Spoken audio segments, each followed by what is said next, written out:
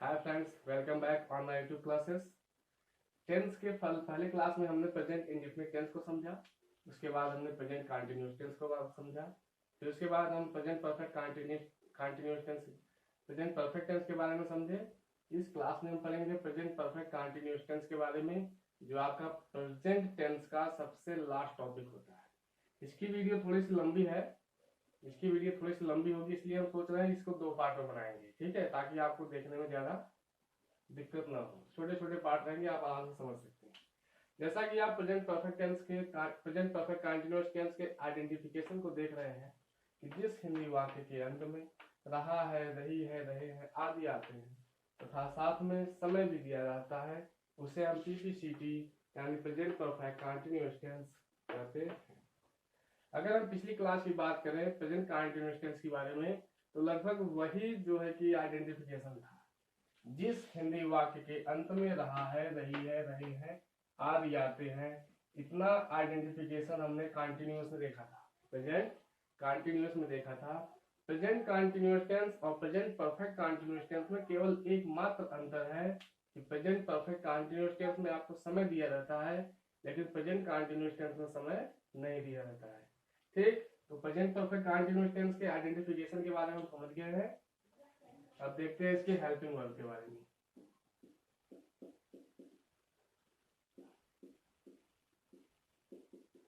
Helping verb यानी सहायक क्रिया। आप देखे थे कि प्रेजेंट परफेक्ट टेंस में आपका हेल्पिंग वर्ब हैज और हैव होता है। इसमें भी वही है, लेकिन इसमें बीन ऐड हो जाता है। हैज बीन, हैव बीन, जिसमें यह हैज बीन आपका सिंगुलर होता है और हैव बीन आपका प्लूरल होता है। हैज बीन आपका सिंगुलर है, इसका मतलब इसका प्रयोग ही के साथ होगा, सी के साथ होगा, इट के साथ होगा, या कोई भी ऐसे नेम आ जाते हैं जो कि आपका सिंगुलर हो, ठीक। फिर आपका हैव बीन ये प्लूरल है, इसका मतलब इसका प्रयोग यू के साथ होगा। आई को यहाँ पर प्लूरल माना गया है, वी के साथ होगा और दे के साथ होगा, या कोई भी प्लूरल वर्ड आ जाते हैं।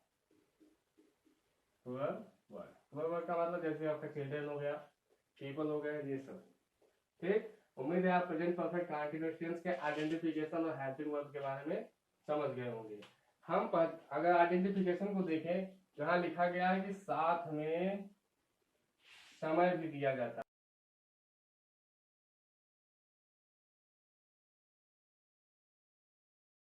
अगर हम समझे तो यहाँ पर साथ में समय भी दिया जाता है। इसका मतलब कि समय के बारे में कोई बात होगी यहाँ पर। अगर समय यहाँ से 2 प्रकार से होता है, यहाँ पर एक डेफिनेट टाइम और एक इनडेफिनेट टाइम। डेफिनेट टाइम का मतलब होता है आपका निश्चित समय, और इनडेफिनेट टाइम का मतलब होता है अनिश्चित समय। निश्चित समय से मतलब है कि ऐसा समय जिसके बारे में हम पूर्ण रूप से जानते हैं कि आपका टाइम पीरियड कब स्टार्ट हुआ है, और इंडेफिनिट टाइम में हम यह नहीं समझ सकते कि आपका टाइम पीरियड कब स्टार्ट हुआ है, ठीक है। तो देखते हैं अब इसके एग्जांपल की तरफ। इसमें आपके सेंटेंसेस की शुरुआत आपके अफर्मेटिव से होगी, आप जानते हैं इस बात को। देखते हैं अफर्मेटिव में आपका किस प्रकार से रूल बनता है। इस क्लास में हम अफर्मेटिव नेगेटिव को समझेंगे और इंटरगेटिव को हम नेक्स्ट क्लास में समझते हैं, लेकिन अफर्मेटिव को समझने से पहले टाइम के बारे में समझ लेते हैं। टाइम आपका कितने प्रकार से होता है? 2 प्रकार से, एक डेफिनिट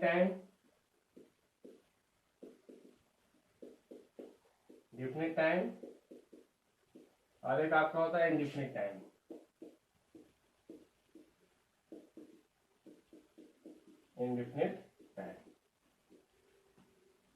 जिसे हम कहते हैं निश्चित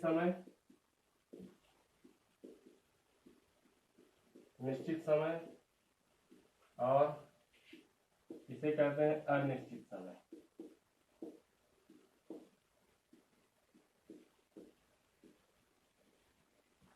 निश्चित समय के लिए हम सिंस का प्रयोग करते हैं, आप जानते हैं इस बात को। अनिश्चित समय के लिए हम फॉर का उपयोग करते हैं।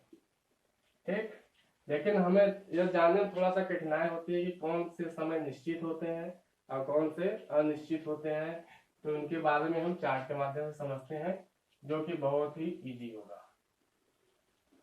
ठीक, देखो निश्चित समय कहता है जैसे 2 बजे से 2 बजे से या 4 बजे से, यहाँ समय आपका फिक्स हो गया है कि कोई काम घड़ी के हिसाब से 2 बजे से या 4 बजे से हो रहा है, ऐसे चीजें आपकी आएंगी।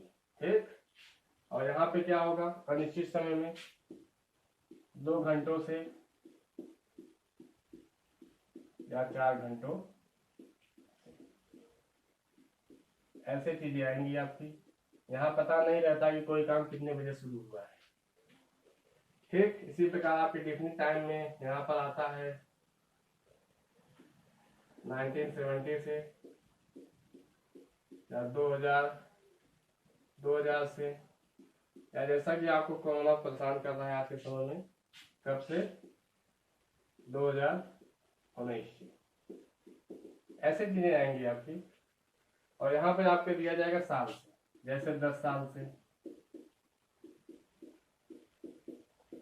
12 साल से, ऐसे चीजें आपकी आएंगी, तो उनके लिए हमें फॉर का प्रयोग करना होगा। ठीक, अब निश्चित समय के लिए यहाँ पर दिया जाएगा आपका रविवार से, जहाँ आपका साप्ताहिक नेम दिया रहेगा, वीकली नेम दिया रहेगा, रविवार से या सोमवार से, कोई भी आपका वीक, कोई भी वीक का जो है कि नेम आ जाएगा यहाँ पर। और यहाँ पर क्या दिया जाएगा 10 दिनों से या 20 दिनों से, 20 दिनों से, ऐसे चीजें आपकी आएंगी यहाँ पर फॉर्म में। यहाँ आपको दिया रहेगा डायरेक्ट मंथ का नाम, जैसे जून से या जनवरी से,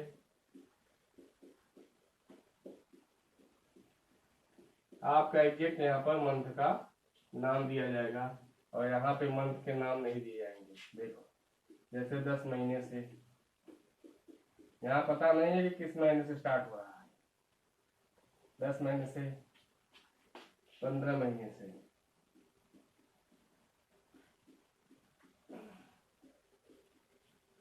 ठीक। ठीक इसी प्रकार अब तुम्हारा यहाँ पर आएगा सुबह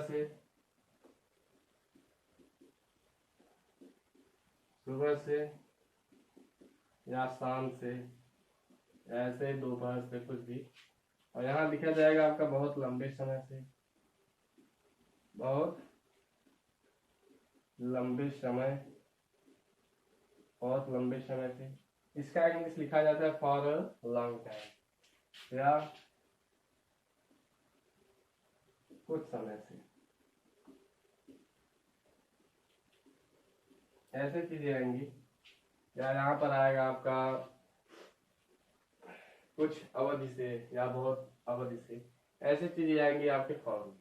तो उम्मीद है आप डेफिनेट टाइम और डेफिनेट टाइम को समझ गए होंगे कि कब सिंस का प्रयोग किया जाएगा और कब फॉर का प्रयोग किया जाएगा। अब हम देखते हैं अपने रूल के बारे में।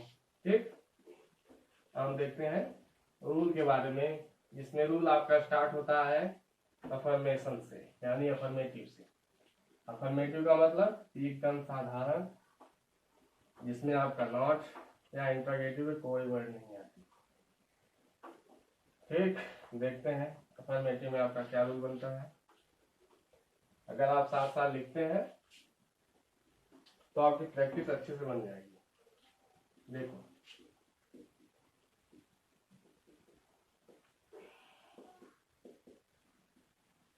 अफर्मेटिव में देखते हैं क्या रूल बनता है। पहले तो सब्जेक्ट लिखा जाएगा, उसके बाद हैज या हैव में से कोई एक आएंगे, उसके बाद बिन लगा देना है, उसके बाद आपका वर्ब का फर्स्ट फॉर्म प्लस आईएनजी लिखा है। एक बात आप समझ जाइए कि वर्ब के फर्स्ट फॉर्म प्लस आईएनजी को वर्ब का फोर्थ फॉर्म भी कहा जाता है। ठीक, प्लस ऑब्जेक्ट आएगा, प्लस अदर कुछ भी आ जाएगा, उसके बाद सिंस या फॉर का प्रयोग किया जाएगा, फिर जो कुछ भी आ जाए। उम्मीद है आप रूल के बारे में समझ गए हैं। देखते हैं एग्जाम्पल आपका किस प्रकार से बनता है। जैसे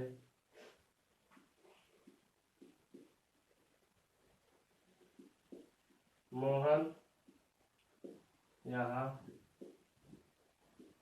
1972 1972 मोहन यहाँ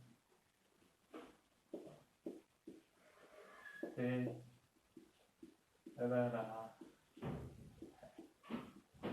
ठीक, तो इसका क्या बनेगा? मोहन सिंगुलर है तो आपका है जाएगा। मोहन हैज बीन, रहना का होता है लिविंग,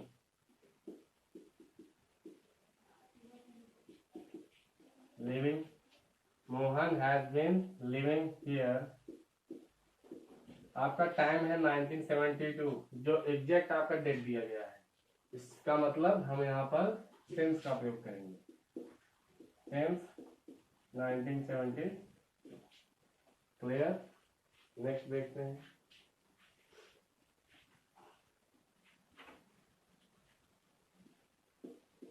वे लोग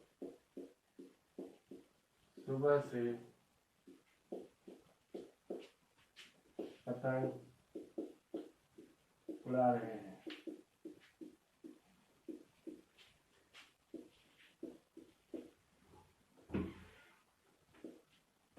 क्या हो जाएगा इसका?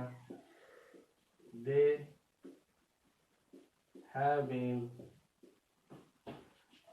been flying a kite। सुबह से आपका एक सर्टेन टाइम है, निश्चित समय है, डिफिनिट टाइम है। Flying a kite, flying a kite, ये लोग सुबह से पतंग उड़ा रहे हैं। They have been flying a kite since morning।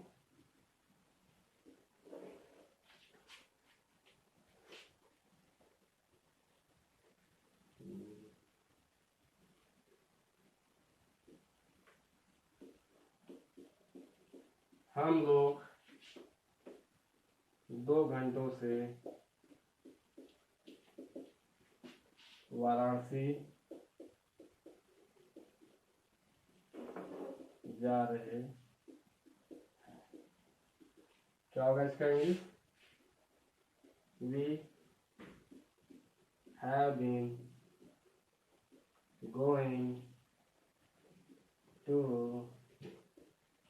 Varanasi. Going to Varanasi 2 घंटे, कितने बजे से पता नहीं है, तो ये आपका इंडिफिनिट टाइम हुआ। यानी यहाँ किसका प्रयोग किया जाएगा? For 2 hours. उम्मीद है आप प्रेजेंट परफेक्ट कंटीन्यूअस टेंस का अफर्मेटिव को समझ गए होंगे। अब हम इसके नेगेटिव को देखते हैं। ठीक,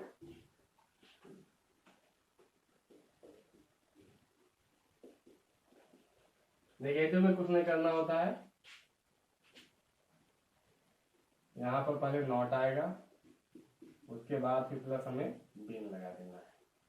ठीक, यानी मोहन यहाँ 1972 से नहीं रह रहा है, तो क्या हो जाएगा? Mohan has not been living here since 1972। वे लोग सुबह से पतंग नहीं उड़ा रहे हैं। They have not been flying a kite since morning। हम लोग 2 घंटों से वाराणसी जा रहे हैं, यानी हम लोग 2 घंटे से वाराणसी नहीं जा रहे हैं। आई बात समझ में? क्या होगा? We have not been going to Varanasi for 2 hours। ठीक, उम्मीद है आप प्रेजेंट परफेक्ट कंटीन्यूअस टेंस के अफर्मेटिव और नेगेटिव के बारे में समझ गए हैं। ठीक है, आगे इंटरोगेटिव की बात आपकी नेक्स्ट क्लास में होगी। वीडियो ज़्यादा लंबी ना हो इसलिए हम इसको 2 पार्ट में कर दे रहे हैं, ताकि आपको ज़्यादा दिक्कत का सामना न करना पड़े। ठीक है, उम्मीद है आप ये चीज़ें समझ गए होंगे, और आप पीछे का जो आपको बताया गया है ये चीज़ें आप रिवाइज करते रहिए। ठीक है, धन्यवाद।